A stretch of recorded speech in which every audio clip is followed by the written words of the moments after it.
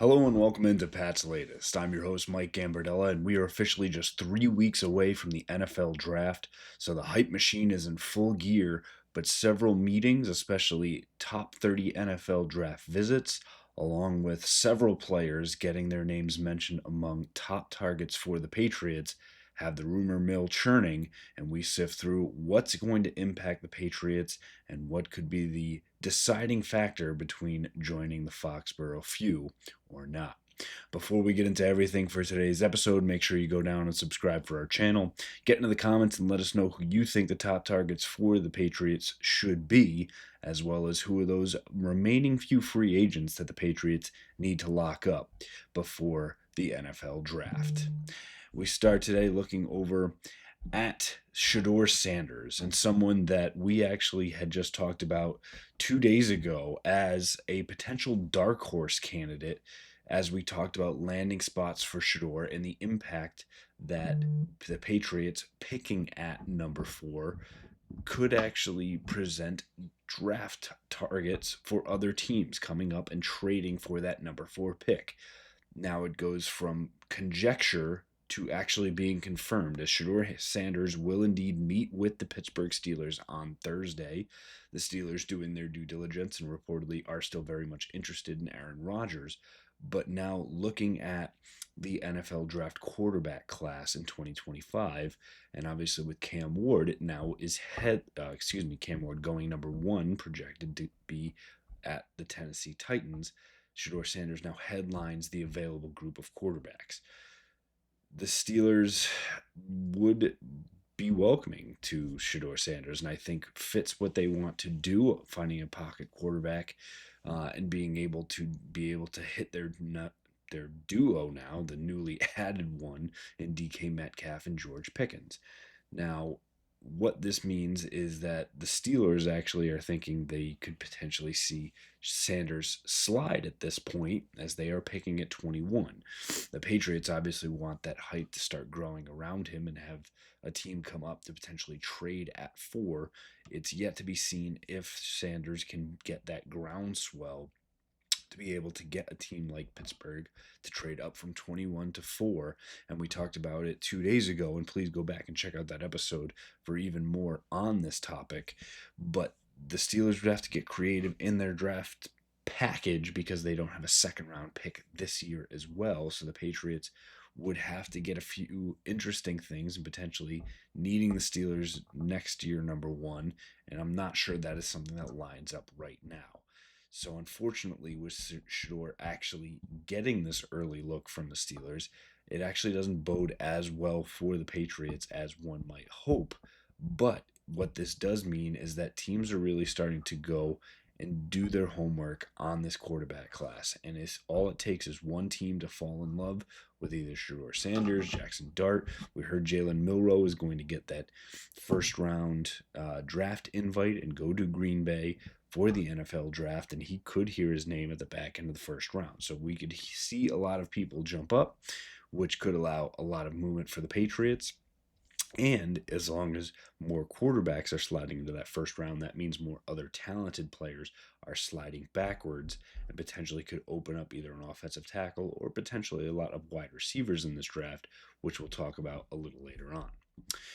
Additionally, we will talk and continue to talk about one of the top 2 prospects in this draft, and that is Travis Hunter. He came out on Tuesday and he said, I better hear Roger Goodell introduce me as both a wide receiver and a defensive back. He has his heart set on being able to do both, and while it really falls upon the team that drafts him whether he'll be able to do both and do it, with more than a handful of snaps per game, Marcus Jones for the Patriots, who has been known to play both ways and coming out of Houston did both things, commented on the challenges that one faces and how it's difficult to, learn multiple playbooks, let alone just one, and be able to execute at a high level. Jones was quoted as saying, I feel like it's one of those situations where whenever people were first saying you can't really play both sides in general in the league, and then I get here and eventually I start playing both sides. He went on to say, playing full time both sides, I'm not going to say you can't do it, but it's a very long season. And that's something that collegiate players are not used to. And that is a big adjustment when you come up. And Jalen Polk and other rookies last year, you saw face that learning curve and go through those things. So, again, the deck is stacked against Travis Hunter on being able to do these things. I think the New England Patriots present a team where he would get the opportunity to do that and have a chance to succeed at that level. The problem is that the Cleveland Browns, who were long thought to be in on Shedeur Sanders and more so were thought to be in on Abdul Carter and potentially pairing him with Myles Garrett, now appear to be leaning towards Travis Hunter and giving him that same opportunity. Again, a lot can change in the 3 weeks here in the lead up to the NFL draft. But as Marcus Jones has said, things can be difficult, but that doesn't mean that NFL teams will shy away from it, especially now a player who just won a Heisman Trophy for being able to do both things. Marcus Jones excelled at a high level at Houston, not to that level. It would behoove teams now picking in the top three ahead of the Patriots to go after someone like Travis Hunter. Again, we hope that either the Browns or the Giants get infatuated with someone like Shedeur Sanders before the Steelers come in and try and swoop in, which would then allow someone like Abdul Carter, who we again refer to as the top two player in this draft with Travis Hunter. But again, we'll see how things play out in just a few short weeks. Additionally, looking at who the players who could be available at number 4 for the Patriots, there's starting to be more of a groundswell for those Georgia Patriots, not just the Georgia Bulldogs. Two big names to keep an eye on are both Jalen Walker and Michael Williams. Jalen Walker is the top linebacker in this draft, and he's actually having a meeting with the Cleveland Browns at number 2, which essentially all intents and purposes, becomes the top pick in this NFL draft because we pretty much know without the Titans coming out and saying it, that Tennessee will take Ward at number 1. So what that means is that Jalen Walker is starting to shoot up a lot of draft boards as his just sheer athleticism is bringing him up there. And again, it's being reported that Walker has, quote unquote, a lot of fans at one Patriot place, and that, people like Mike Vrabel would be very infatuated with a player like this who could go after the football and go and make impact plays. Additionally, Michael Williams, who played along that defensive line with Jalen Walker, checking in at 6'5" and 260 pounds, a prototype edge defensive lineman here as you make the transition from top collegiate ball to the pros. He was clocked in at running a 4.740 and even got up to as fast as 4.68 seconds. So a guy that is going to get a lot of looks here in the first round is pretty much a shoo-in or lock to be in the first round, and someone who already is locked into a top 30 visit with the New England Patriots. Michael Williams would be someone you see the Patriots target on potentially a trade back, getting out of that number 4 spot and later into the first round. Jalen Walker is a dark horse to hear his name selected at number 4. We've talked about Will Campbell, whether it be Ted McMillan, whether it be Mason Graham. Keep Jalen Walker top of mind for you as well if the Patriots do stay at 4. And again, we continue to talk about high-level defensive line prospects. That could be if Mike Vrabel gets his wish and gets his guy early in this draft. Think back to many moons ago with Richard Seymour being a surprise pick at number 6 for the New England Patriots when Bill Belichick continued to stack that defense as opposed to going after a more well-known name from the college ranks at an offensive skill position. If you are sold at a player at any point in the draft, if you think this really fits the scheme that you're after, go get that player, and then you can fill the back end what you need later.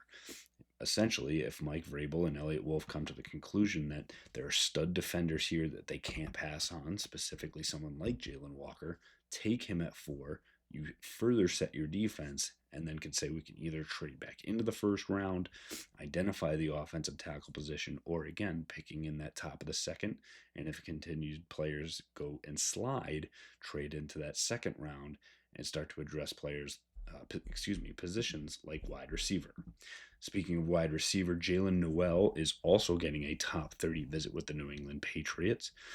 A very much an intriguing prospect out of Iowa State and ran a sub 4.40 at 4.39 seconds. The enticing wide receiver from Iowa State finished up first actually in the vertical at 41 and a half inches and took the top rank at the broad jump at 11 feet and 2 inches. So an absolute stud athlete, and someone, Jaden Higgins is another name. It was actually his teammate at Iowa State, who sometimes got more of the flash plays, accolades, headlines, if you will. But it does seem like Noel could be that prospect that transfers over. For me, Noel would be just outside of that first round, but wouldn't be surprised to hear his name at the back end of the first either. But again, someone that's going to stack up in that positional ranking when it comes to the NFL draft. And again, I think there are probably 10 wide receivers in this draft that could make an impact in year one. So Noel and Luther Burden is also one to keep an eye on. He was actually the number one wide receiver draft prospect coming into this year, and someone that we were looking at more of a top 5 pick. He did not have a great season at Missouri and now has slid back. And actually, in Mel Kiper's latest NFL mock draft, has him out of the first round entirely and actually sliding to the New England Patriots at pick number 38.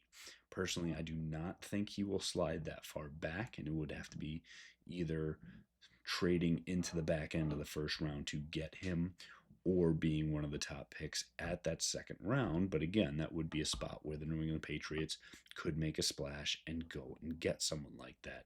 Two other names, as we mentioned, Jaden Higgins as well, to keep an eye on, and for me, personal favorites in this draft class that you could go after. We have seen, though, however, that the Patriots and other teams will prioritize what they see as needs for their system versus what you see as potentially the best draft prospect, whether that be passing on guys like Deebo Samuel, whether it was A.J. Brown, whether it was D.K. Metcalf, whether it was last year, again, as Ladd McConkey, passing on guys that you weren't absolutely sold on, even though they might have had a better pedigree. You're looking for your system. But for me, looking at the prospect side of it, Trey Harris from Ole Miss and Isaiah Bond, another one in that same mold as Luther Burden, who didn't have as great a season, had some injury and did some unluck, we'll call it, this past season, which has now pushed his draft stock down, but could make it available at the top of the second round. So again, lots of opportunities for the New England Patriots to find a top flight wide receiver at the top of that second round. And don't be surprised if on day 2 they pick up a running back, because Josh McDaniels obviously is famous for having that pass catching running back. So if there is one that starts to flash up or stand out in these early visits now in the next 3 weeks, let's wait and see, because there could be one that McDaniels really pushes Elliott Wolf and Mike Vrabel to target and get his opportunity to get another weapon in his offensive arsenal. Again, a lot of names thrown at you here today, and we'll continue to bring you the latest news as it comes across and how that's going to affect the potential draft class here for the New England Patriots. And we'll get into those last remaining holes on the roster as the Patriots are in voluntary workouts here this week, and we'll continue to give you the updates as they come in from those practices as well. As we wrap up, make sure you go down and subscribe for our channel. Again, get into the comments and let us know what you think about the latest moves here for the New England Patriots. Could they actually see a quarterback shift and have it play out in their favor?